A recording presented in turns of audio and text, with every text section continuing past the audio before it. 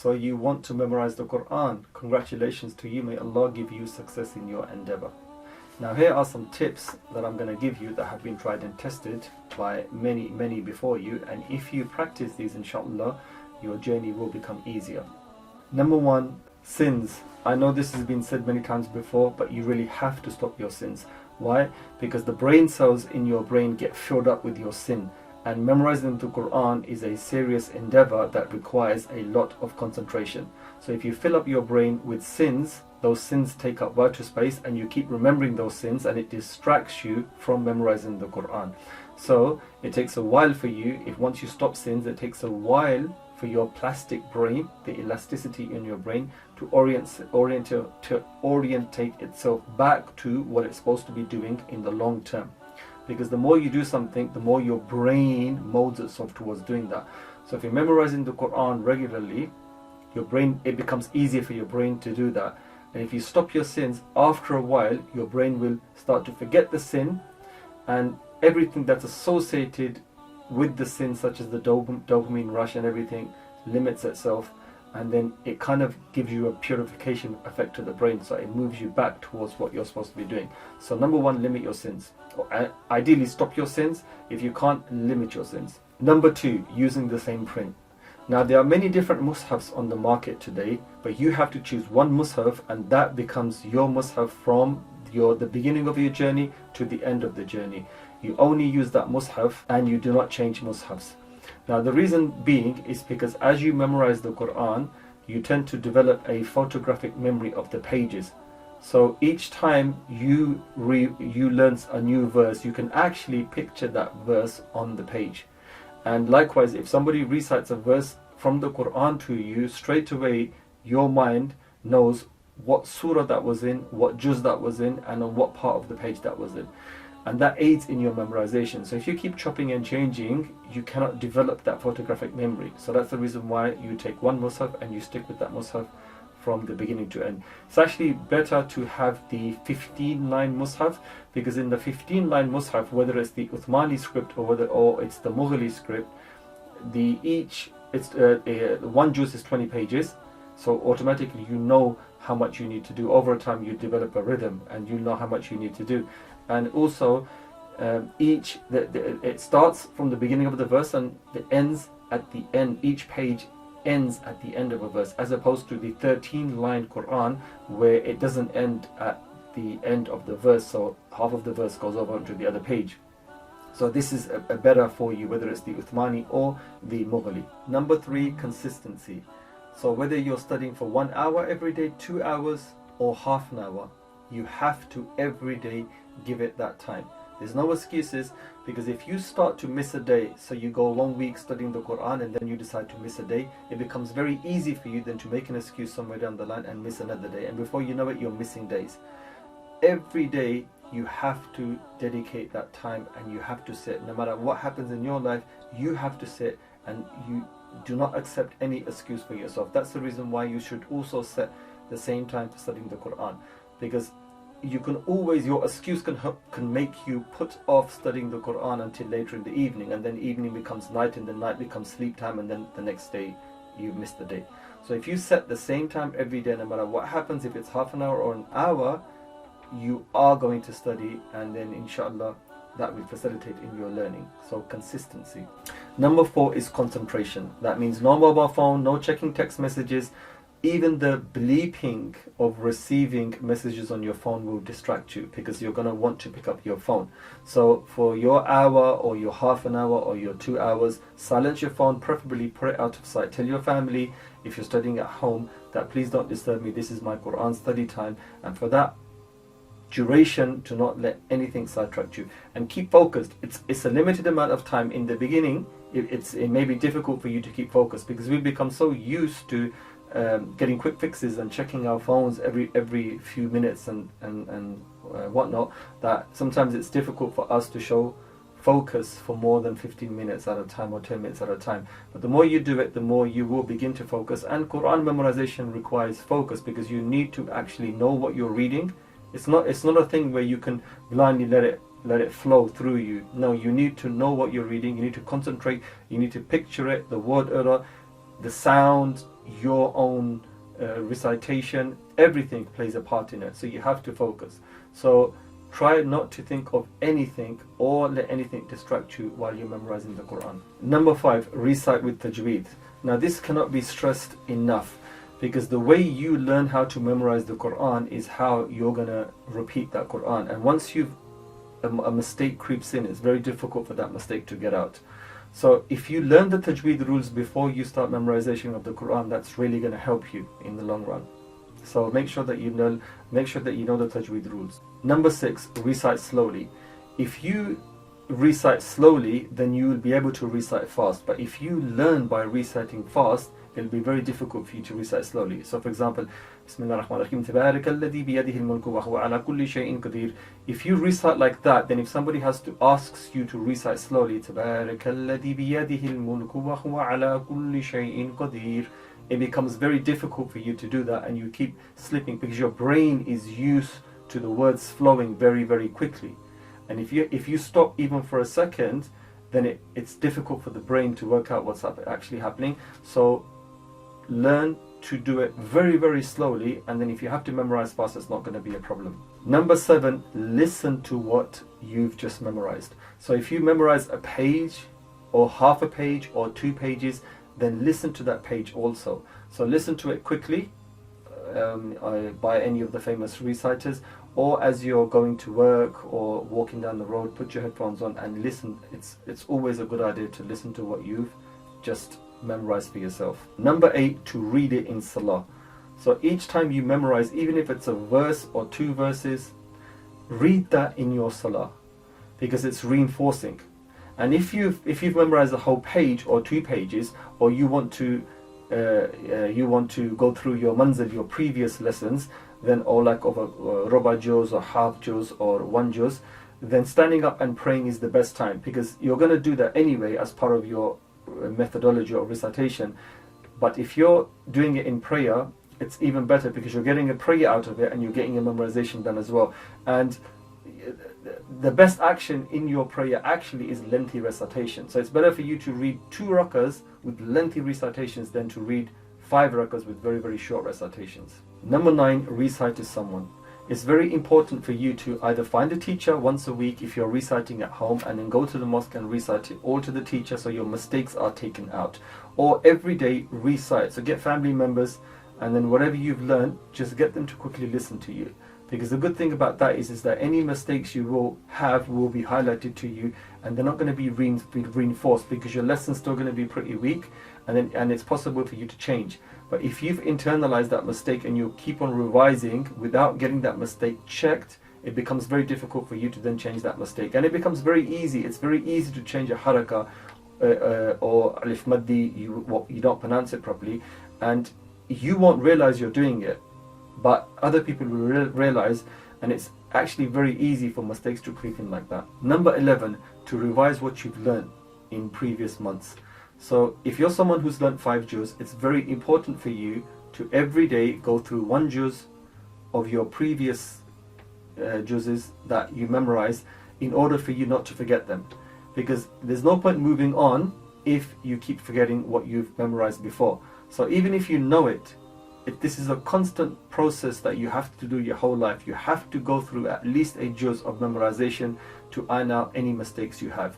And the mistakes we're looking at are probably 2 mistakes in a juz, or 3 mistakes. Any more than that, then consider yourself weak in that juz.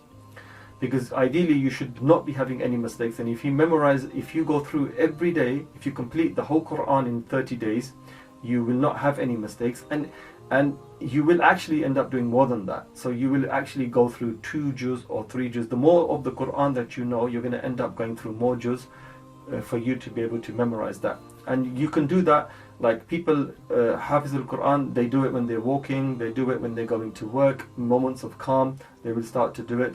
And you will find that to actually reproduce 1 juz of the Quran will take you about 15 minutes if you do it very fast. Number 10, highlight your mistakes. So any mistakes that you keep coming across, put a circle around that word in the Quran, so you know when you look at the Mus'haf, you know that these are mistakes that used to come up in the past. and like that you know that they're not mistakes. And when it comes to tajweed errors like ighlab, idgham and stuff like that, then put a different coloured like a line underneath it, or highlight it in a different color, so you know that these are grammatical errors that you're making, and that you're making mistakes in how you pronounce the words. Like if you put a dhamma where fatah should have gone, or if it was a kasra and you didn't pronounce like that. So highlight them and you'll find that very useful.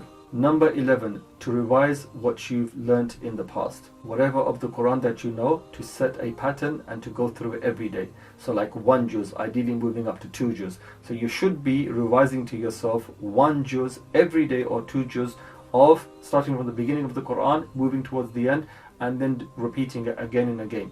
And it's not a case of, oh, I know it so I don't need to do it. No, you have to do it. This is the Quran, you have to do it whether you know it or not, and the only way you'd keep it, you'd retain it in your memory, is by doing it.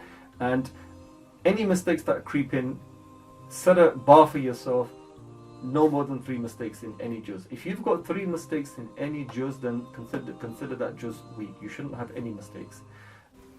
Number 12, don't skip over any mistakes. Now there are always certain juz in the Quran that you know that you're weak in. There's either going to be like a ruba juz where you know you'll have a lot of mistakes in, or it could be a page that you struggle with, but you know that, and you know exactly where in the Quran that is as well. And sometimes people do not do they don't revise their previous juz for that juz, because they know that they're weak in that area, so they'll skip it. Or they know they need to revise it, so in the prayer when they're going through it, they deliberately skip it. And this is bad practice, because it's a kind of fear that you have of approaching that, and the more you skip over that, the weaker it gets. So those are the actual parts of the Quran that you should be focusing more on to make them stronger. Number 13, the way you recite. Everybody has their own style of reciting, but there is a tried and tested, proven method of reciting. So for example, if we take the Surah Al-Baqarah, أُولَٰئِكَ عَلَىٰ هُدًى مِّن رَبِّهِمْ. So some people will say أُولَٰئِكَ أُولَٰئِكَ أُولَٰئِكَ عَلَىٰ أُولَٰئِكَ عَلَىٰ هُدًى مِّن رَبِّهِمْ أُولَٰئِكَ عَلَىٰ هُدًى مِّن رَبِّهِمْ. And then some people will do the whole line, أُولَٰئِكَ عَلَىٰ هُدًى مِّن رَبِّهِمْ وَأُولَٰئِكَ هُمُ الْمُفْلِحُونَ. It's actually better for you to revise the whole line 10 times from beginning to end, whether it sits or it doesn't sit. Keep revising it. أُولَٰئِكَ عَلَىٰ هُدًى مِّن رَبِّهِمْ وَأُولَٰئِكَ هُمُ الْمُفْلِحُونَ أُولَٰئِكَ عَلَىٰ هُدًى مِّن رَبِّهِمْ وَأُولَٰئِكَ هُمُ الْمُفْلِحُونَ. Then move on to the second line. إِنَّ الَّذِينَ كَفَرُوا سَوَاءٌ عَلَيْهِمْ أَنذَرْتَهُمْ أَمْ لَمْ تُنذِرْهُمْ لَا يُؤْمِنُونَ إِنَّ الَّذِينَ كَفَرُوا سَوَاءٌ عَلَيْهِمْ أَنذَرْتَهُمْ أَمْ لَمْ تُنذِرْهُمْ لَا يُؤْمِنُونَ. Then go back to the first and then join the second. أُولَٰئِكَ عَلَىٰ هُدًى مِّن رَبِّهِمْ وَأُولَٰئِكَ هُمُ الْمُفْلِحُونَ إِنَّ الَّذِينَ كَفَرُوا سَوَاءٌ عَلَيْهِمْ أَنذَرْتَهُمْ أَمْ لَمْ تُنذِرْهُمْ لَا يُؤْمِنُونَ.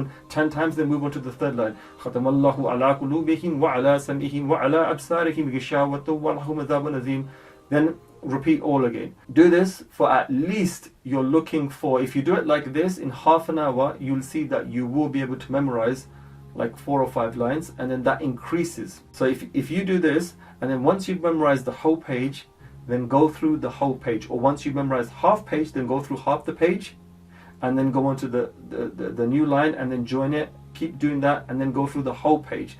Once you can repeat the whole page 3 to 5 times, then consider yourself done. Number 14, be careful of ayahs that repeat themselves or that sound similar. For example, Surah Yasin, وَسَوَاءٌ عَلَيْهِمْ أَنذَرْتَهُمْ أَمْ لَمْ تُنذِرْهُمْ لَا يُؤْمِنُونَ. And then this sounds very similar to what we just read in Surah Al-Baqarah. إِنَّ الَّذِينَ كَفَرُوا سَوَاءٌ عَلَيْهِمْ أَنذَرْتَهُمْ أَمْ لَمْ تُنذِرْهُمْ لَا يُؤْمِنُونَ. This is the same ayah. So whereas the ayah that follows in Surah Yasin would be إِنَّمَا تُنذِرُ مَنِ اتَّبَعَ الذِّكْرَ وَخَشِيَ الرَّحْمَنَ بِالْغَيْبِ فَبَشِّرْهُ بِمَغْفِرَةٍ وَأَجْرٍ كَرِيمٍ. Whereas here it would be خَتَمَ اللَّهُ عَلَىٰ قُلُوبِهِمْ وَعَلَىٰ سَمْعِهِمْ وَعَلَىٰ أَبْصَارِهِمْ غِشَاوَةٌ وَلَهُمْ عَذَابٌ عَظِيمٌ. So be careful about mixing the ayahs, and anytime this happens, make a note of it. Highlight the ayah and put a little note next to it that this sounds similar to something that you've read in the past. Like that, then you'll be extra cautious when you see that, and then you'll remember not to do that. Be careful about this. Number 15, and my final point, is respect for your teachers. Nothing is gained and nothing is learned without having adab. Our deen is ain adab. Our deen of Islam is all adab from beginning to end. Having respect for your teachers, having respect for your parents is of great importance. You'll only benefit and only gain if you respect your teacher, if you respect your parents, and take on the advice of your teachers. Even if it doesn't sit well with you, they've trodden the path, they have arrived, they are Hufazul Quran, you are a student. You can never know better than them, because if you knew better than them, you would have been their teacher. But they are your teacher, so you respect them. And over time you'll end up forming a relationship with them where they'll understand you. So you could come in one day and read in a way and they'll know, okay, this guy's had some family problems, this guy's got some stress at work, this guy's had a problem here. And then the teacher will ask you, is everything okay? Is everything okay at home? What's bugging you? Did you eat well? Are you hungry? Did you get enough sleep? And then he'll be able to guide you accordingly. So that's why it's also important to have one teacher and stick with one teacher. Also, one teacher will give you one particular style of recitation and you'll end up reciting like him. And if you keep changing teachers, it's like changing mushafs. You get confused. I hope that these 15 tips helped you. And a last point I'd like to add is that one of the beauties of memorizing the Quran is you become Sahibul Quran. You become a companion of the Quran and the Quran becomes a companion of you. How does the Quran become a companion to you? It's like that tune that you hear once and it never leaves your brain, and you hear it again and again and again and it drives you crazy, right? And you just can't get it out of your mind. It's like a broken record. Likewise, once you start to memorize the Quran will constantly be in your mind. Random thoughts, random ayahs of the Quran from the past, from lessons that you did a month ago, 2 months ago, a year ago, juz, like 5 juz behind, it will come into your mind at random moments and you'll start to revise them in your mind, go through them, even on your tongue. It'll constantly be there. Even the lesson that you did on the day, you'll find that once you finish, it's always on your mind, always on your mind. And like that, you spend a life with the Quran, right? You walk through life and the Quran is walking with you. You think and the Quran is there. You sleep, and even before you go to sleep, even as you're drifting to sleep, the Quranic verses are going through your mind. So this is the greatest gift that you take from the Quran, is that it's your constant companion and it's always going to be there with you until the day you die. And you are one of the lucky people that Allah chose to become a Hafiz of Quran, from the Hufaz. This is a great gift that you have. You are a protector. You are someone who's memorized that and you've kept it in your heart. Likewise, Allah has a special reward for those who protect His words on this earth. May Allah all give us the ability to memorize the Quran and make it easy for us. Verily, the recitation of the Quran is easy.